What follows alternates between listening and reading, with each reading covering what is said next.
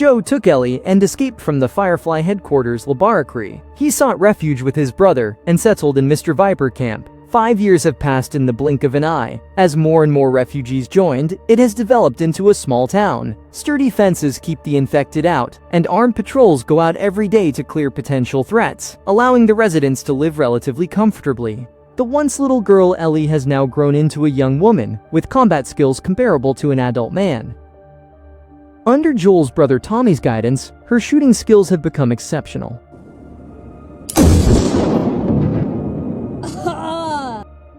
Maybe feeling that she was strong enough, Ellie didn't want to continue guarding the city gates, but wanted to go outside the city to patrol and clear out the infected like everyone else. Tommy, remembering his brother Joel's advice, refused this request without hesitation. Ellie felt that Joel was worrying too much, not to mention that she was already an adult, and besides, she wasn't afraid of being bitten by the infected. Tommy quickly told her to keep quiet. Ellie's immunity must not be known to anyone. The young girl seized on this point, forcing Tommy to compromise, otherwise she would make this matter known to everyone. And so Ellie finally got her wish to join the patrol team, along with her good friend Dinah. Before setting off, the security chief confirmed the patrol route and repeatedly emphasized that everyone must unconditionally follow the leader's instructions. A group of 5 rode out of the sturdy city gate on horseback, marking Ellie's first patrol. The cold snow covered the entire road, and Ellie looked around with binoculars. This road had been traveled countless times by predecessors, so its safety was unquestionable. Ellie felt very relaxed at this moment. Suddenly, the leader in front stopped, as a pool of bright red blood extended ahead.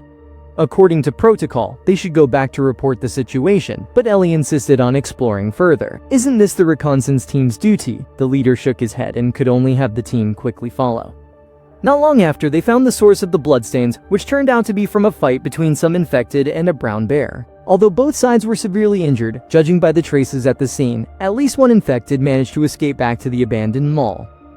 The leader again suggested returning into the city to report, but Ellie still turning a deaf ear. She believed that 1 or 2 infected posed the threat. Her friend Dina also had a rebellious nature. Seeing the two so unruly, the leader couldn't force them and had to agree to give them 5 minutes to explore.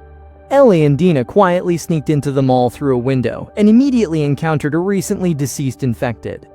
The howling sound coming from the passage indicated there was still one that got away. They quietly peeked out and saw a sinister figure letting out a piercing roar. After signaling the tactics with hand gestures, Ellie quietly picked up an empty bottle from the ground. As she slowly approached, she saw various labels stuck on the wall, clearly remnants from before the catastrophe. The infected's roar interrupted Ellie's thoughts. Without hesitation, she threw the bottle in her hand. Taking advantage of the distraction, Ellie leapt forward and fiercely stabbed with her knife. The infected quickly fell to the ground and stopped moving, but before Ellie could catch her breath, the wooden planks in the corridor suddenly collapsed and she fell straight down to the first floor. Fortunately, the floor wasn't high, so Ellie wasn't injured, but climbing back up wouldn't be so easy. Her friend Dina called out, advising her not to run around while she looked for a way down. Ellie stood in place, curiously looking around. It seemed like an abandoned workshop, with rows of shelves dividing the area into separate spaces. Ellie accidentally picked up a magazine and was flipping through it when she suddenly felt something crawling behind her. Unexpectedly, there was a mist infected here. She raised her rifle and carefully searched. However, this infected moved like a phantom, always managing to avoid Ellie's gaze at critical moments. But for some reason, this time it revealed itself. Ellie shouted and charged forward, only to lose track of it again. The girl looked around in confusion, not realizing the infected had quietly circled behind her. Ellie seemed to sense something, turned around, and fired a shot. Unexpectedly, the infected lunged from the side, catching her off guard and pinning her down. A sharp pain pierced her abdomen, and the girl hurriedly pulled out her handgun, firing repeatedly until the infected was finally knocked to the ground. However, her abdomen was also bitten by the infected. At this moment, her friend Dina rushed over, and Elle hastily covered the wound.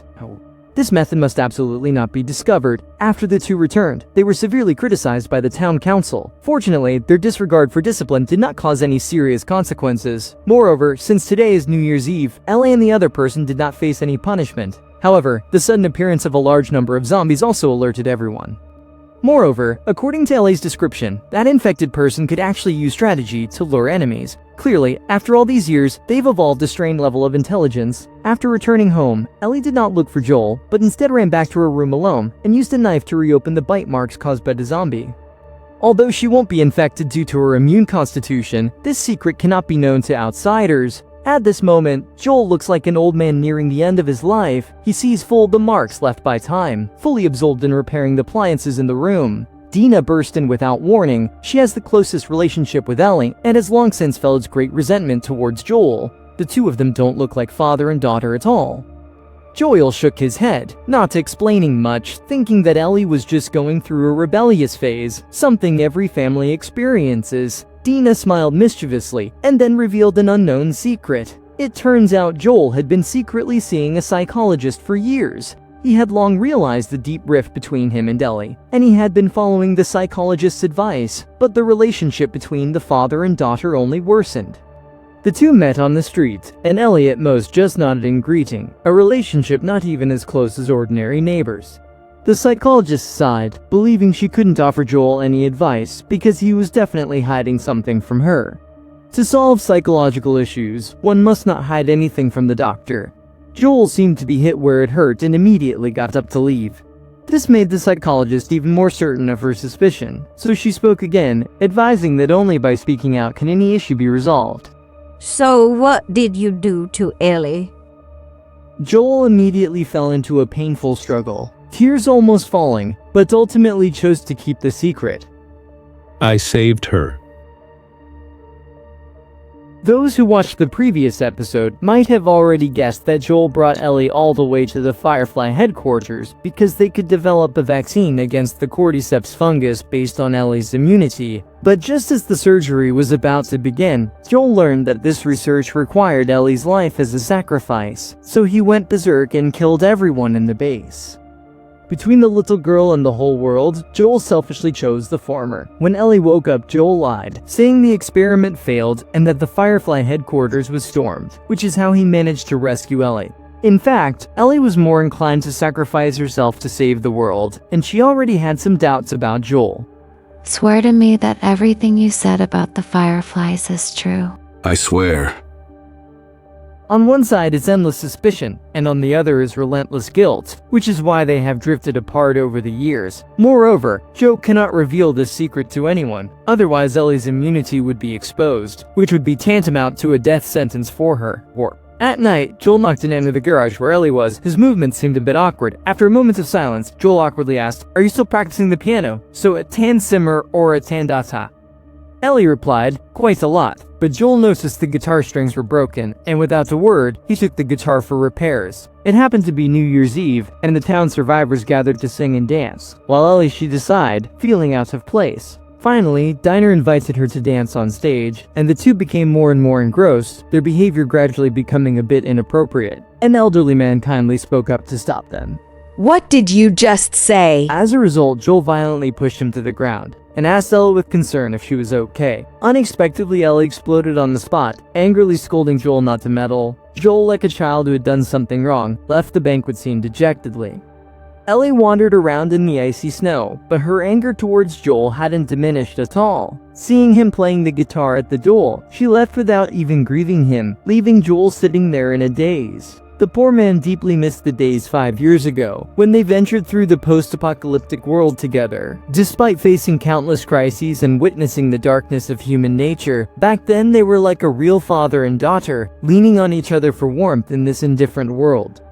While the town survivors were celebrating the new year, they didn't notice that a cordyceps fungus was wriggling in a pipe, leading out of the town. Even more incredibly, a group of armed individuals was observing the town from a distance, led by a woman who was a member of the Firefly organization, Abby. 5 years ago, in order to save Ellie, Joel brutally killed all the members at the Firefly headquarters. However, he didn't expect that a group of people, including a woman named Abby, had escaped because they were out at the time. They originally wanted to catch up with Joel to avenge their companions, but a bearded man suggested that he knew a large organization in Seattle that might help them find and kill Joel. Abby eventually knelt in front of her parents' graves and made a solemn vow. When we kill him slowly. The above is the content of the first episode of the second season of The Last of Us. The final scene is clearly a prelude to the iconic moment of this season. I wonder if Joel will ultimately escape the fate of the golf club. Although this show respects the original work, Actually still hopes the writers can make some moderate adaptations. Maybe they can even film a third season next year. Also, seeing Joel become so pitiful, it inexplicably makes Ellie seem a bit unlikable. I wonder what everyone thinks about this. Feel free to leave comments for discussion. See you next time.